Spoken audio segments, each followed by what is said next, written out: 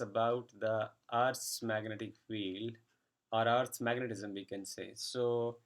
Uh, we have discussed already the magnetic field of the Earth, and the strength of the Earth's magnetic field varies from place to place, and it is of the order of 10 to the power minus 5 Tesla. All right. So, to the second point, we will discuss about the cause of Earth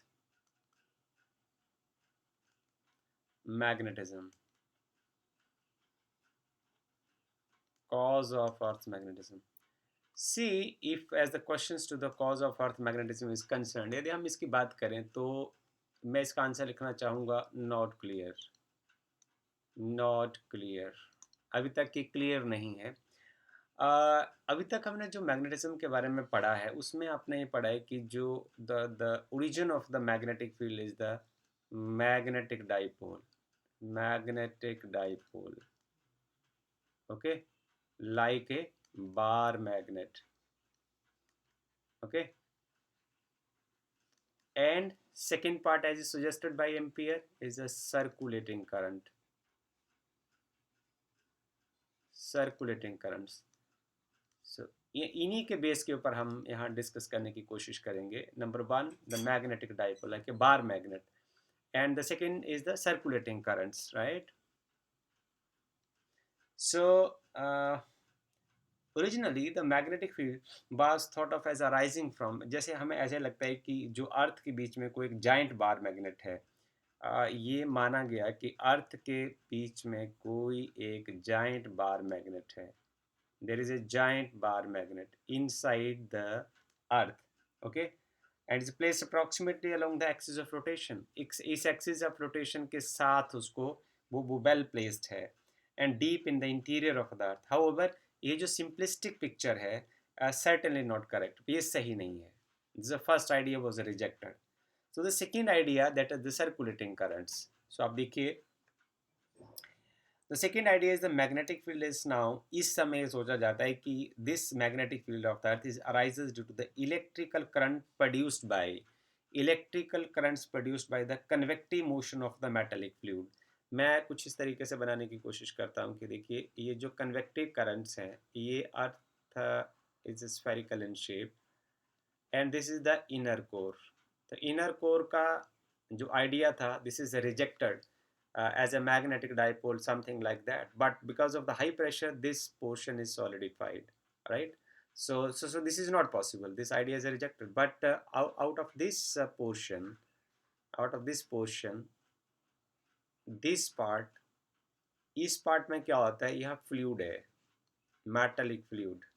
This is a metallic fluid exist over here, and mostly it consists of iron and nickel. This region consists of iron plus nickel, right? So because of this convective motion of this metallic fluids, which consist mostly the molten iron and nickel in the outer core of the earth. So this is the, I'm talking about this core of the, this is known as a dynamo effect. So this is considered to be as dynamo effect. So this is considered to be as the origin of the source of the Earth's magnetic field, right? So in the next step, we will discuss about the magnetic field lines.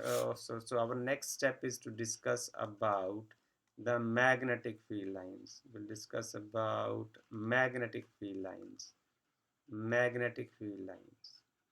Okay. तो अभी तक जो हमने पढ़ा है हम उसके बारे में थोड़ा सा पहले बात कर लें. यदि हम मैग्नेटिक फील्ड लाइंस की यदि हम बात करें तो हमने एक मैग्नेट में पढ़ा है कि यदि आपके पास एक बार मैग्नेट हो तो उसका ये नॉर्थ पोल हो जाएगा, ये साउथ पोल होएगा. उसमें हम ये पढ़ते हैं कि जो लाइंस ऑफ फोर्सेस जो है ऐसा लगता है कि नॉर्थ पोल से बाहर आती है और साउथ पोल में जाकर वो एंटर कर जाती है. कुछ इस तरीके से हमने पढ़ा है और ज़्यादा बनाने की ज़रूरत हमें है नहीं.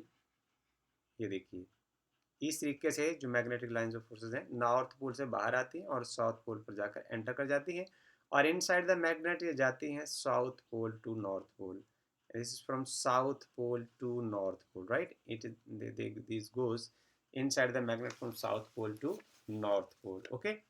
अब यही कंसेप्ट हम जरा यहाँ लगा के देखते हैं कि magnetic field lines of the earth resemble करती हैं, जैसे इसके बीच में कोई हाइपोथेटिकल मैग्नेटिक डाइपोल है located inside the interior of the earth. The axis of the dipole, आप देखिए जरा, ये है magnetic north, this is magnetic north, and this is magnetic south, okay, and this is the geographic north, and this is geographic south. तो ये दोनों ही एक line में नहीं है, and both of these are at an angle of 11.3 degree with one another, okay. In the way of looking at it, the magnetic poles are located where the magnetic field lines due to dipole enters. So जो magnetic north है वो यहाँ exist करेगा, और जो magnetic south है वो इस पॉइंट पर एग्जिस्ट करेगा। तो आपको इसके एड्रेस पता होने चाहिए। So location of the magnetic dipole is at a latitude of, इस पॉइंट का जो एड्रेस है उसका लॉन्गिट्यूड और लैटिट्यूड होंगे। तो मैं ऐसे लिखता हूँ कि इसका जो लैटिट्यूड है, its latitude is 79.74 degree north, and longitude जो है, longitude is 71.8 degree west, right, and this is lie somewhere in North Canada. ये जो लोकेशन है वो नॉर्थ कनाडा में है, राइट। ऐसे हम निचले वाले पॉइंट का भी एक एड्रेस लिख देते हैं, अर्थ सरफेस के ऊपर ये पॉइंट कहाँ लोकेट करता है। सो मैग्नेटिक साउथ पोल जो है वो 79.74 degree south and 108.22 degree east, ये कहाँ है, in the Antarctica, right. So आगे सवाल हमारे पास आता है कि the poles near the geographic, जो जोग्राफिक नॉर्थ के पास जो पोल है उसको हम मैग्नेटिक नॉर्थ बोलते हैं, और जो जोग्राफिक साउथ के पास पोल है उसको हम मैग्नेटिक साउथ बोलते हैं, राइट। पर इसमें जो एक जो कंफ्यूजिंग बात ये है कि आपने जरा बार मैग्नेट को देखिए, बार मैग्नेट में आप ये देख रहे हैं कि जो मैग्नेटिक लाइंस ऑफ फोर्सेस हैं वो नॉर्थ पोल से बाहर की ओर आ रही है, और जो साउथ पोल से वो अंदर की ओर आ रही है, और इनसाइड द मैग्नेट वो साउथ टू नॉर्थ की ओर जा रही है। पर जरा आप अर्थ के शेप को देखिए और यहाँ गौर फरमाइए, यहाँ आप देखिए कि जो नॉर्थ पोल के ऊपर मैग्नेटिक लाइंस ऑफ फोर्सेस जो है वो इनसाइड द अर्थ जा रही है, और जो साउथ पोल के ऊपर ये बाहर की ओर जा रही है। ये बड़ा आपको कंफ्यूजिंग लगेगा अनलेस जो मैग्नेट की प्रॉपर्टीज तो सेम ही रहेंगी। तो इनसाइड द मैग्नेटिक कुछ अर्थ मैग्नेटिक फील्ड ये कुछ अलग तरीके से घट रहा है, okay. So how it goes actually, इसमें इसमें इसमें वास्तविकता में चीज़ें कैसी होती हैं, इसको हम मैग्नेटिक नॉर्थ क्यों बोलते हैं और इसको मैग्नेटिक साउथ क्यों बोलते हैं। बेसिकली यदि आप एक मैग्नेटिक नीडल रखते हैं तो मैग्नेटिक नीडल का जो नॉर्थ एंड है वो इस डायरेक्शन में अरेंज हो जाता है, और उसका जो साउथ एंड है वो इस डायरेक्शन में अरेंज हो जाता है। तो basically this magnetic north is the north seeking pole of the magnetic needle, and the magnetic south is the south seeking pole of the magnetic needle. Actually inside the earth, uh, the magnetic north plays the role of the magnetic south, and inside the earth magnetic south plays the role of the magnetic north. That is actually happens, okay. So this is all about it, and now we will just concentrate on the problem based upon the same concept. We will try to discuss the problem on the basis of what we have studied so far. ये problem हम करते हैं NCERT का, ये जो example number है NCERT का example number 5.8 है। आप प्रॉब्लम जो सबसे ज़्यादा करें किसी सब्जेक्ट को गहराई से समझने के लिए, और जो एनसीईआरटी का जो एग्जांपल होता है वो मात्र की कैलकुलेशन सीखना नहीं होता है, वो फिज़िक्स को सीखना होता है। तो इसलिए आप हमेशा वीडियो के एंड में प्रॉब्लम जरूर करें, प्रॉब्लम जरूर अटेम्प्ट करें। आपसे सवाल पूछा है कि the earth magnetic field at the equator is approximately VE. This given parameter is magnetic field at the equator is 0.4 gauss. आपको ऐसा यूनिट में रखना होता है। So 1 tesla is equal to 10 to power 4 gauss, implies that 1 gauss is equal to 10 to the power minus 4 Tesla. तो आप यहाँ put कर सकते हैं और ऐसा यूनिट में बदलने के बाद आप आराम फरमा सकते हैं। 0.4 cross 10 to the power minus 4 tesla. यदि हम इसको साइंटिफिक नोटेशन में लिखें तो हम इसको लिख देंगे 4.0 cross 10 to the power minus 5 tesla. जैसे आपका decimal place to the right shift होता है तो उतना नेगेटिव इसमें ऐड हो जाते हैं। So the second part is, आपसे पूछा गया है कि आप अर्थ का मैग्नेटिक डायपोल मोमेंट निकालिए। तो अर्थ का मैग्नेटिक डायपोल मोमेंट आपके लिए अननोन पैरामीटर हो जाएगा। हम कोशिश करते हैं कि जो हमें अभी तक पता है उसके अकॉर्डिंग हम एक फार्मूला बनाने की कोशिश करते हैं। आप देखिए जरा, यदि आपके पास ये एक मैग्नेट है तो उसकी वजह से जो मैग्नेटिक फील्ड होता है वो एक्सियल लाइन के ऊपर यहाँ होगा फॉर एग्जांपल, और जो इक्वेटोरियल लाइन के ऊपर यहाँ होगा। तो जो एक्सियल लाइन का मैग्नेटिक फील्ड होता है वो इक्वेटोरियल लाइन का दुगना होता है। इस पॉइंट के पर जो मैग्नेटिक फील्ड आपको दिया हुआ है वो दिया है 0, या यूं लिख दूं 4.0 क्रॉस 10⁻⁵ टेस्ला।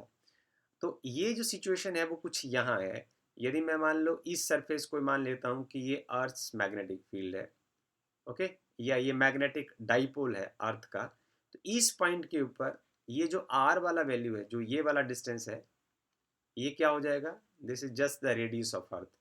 आप यहाँ से समझने की कोशिश करिए कि ये आपका बार मैग्नेट हो जाएगा, ये आपका बार मैग्नेट हो जाएगा, और ये जो डिस्टेंस है ये रेडियस ऑफ अर्थ हो जाएगा। तो जो रेडियस ऑफ अर्थ है, क्योंकि जो वी ई है उसका फार्मूला होगा म्यू नॉट अपॉन 4 पाई, इसको हमने आपके साथ बार बार डिस्कस किया है, M divide by R cube. Okay, so this part is now given to you.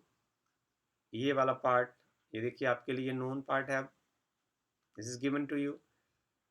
ये वाला जो पार्ट है इसका वैल्यू आपको वैसे ही पता है, 10⁻⁷ यूनिट्स होता है।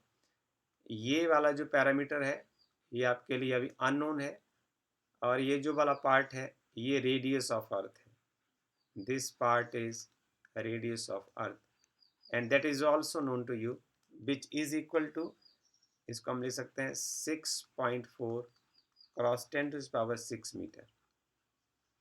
तो मुझे लगता है कि अब चीज़ें काफ़ी आसान है आपके लिए। वी ई की जगह आप पुट कर सकते हो 4.0 क्रॉस 10⁻⁵, यहाँ आप लिख सकते हो 10⁻⁷। ये वाला पार्ट आपके लिए अननोन रहेगा। आर क्यूब को यहाँ मल्टीप्लाई कर दीजिए, दिस इज 6.4 क्रॉस 10⁻⁶, इसका आप क्यूब कर दीजिए।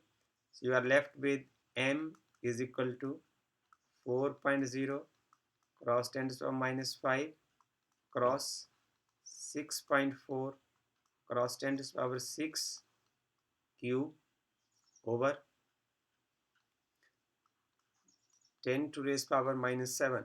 तो ये आपके लिए एक्सरसाइज छोड़ दिया जाएगा। आप जब खुद करेंगे तो आप ज़्यादा सीखते हैं। 1.05 क्रॉस 10⁻23, और ये मैग्नेटिक मूवमेंट के यूनिट्स हो जाएंगे। ओके, सो ये हमारा आंसर आता है कि magnetic movement of the earth is found to be 1.05 cross 10⁻23 ampere metre square.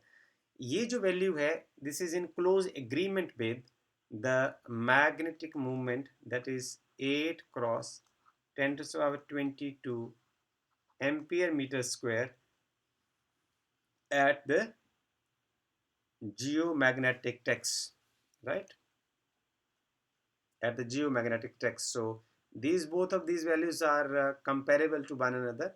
This means that your calculations is nearly correct.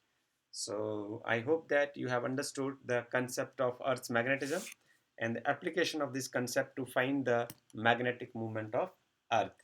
With this, I am going to close this video, and if you have any trouble regarding this video, you can write in the comment box. Thank you very much.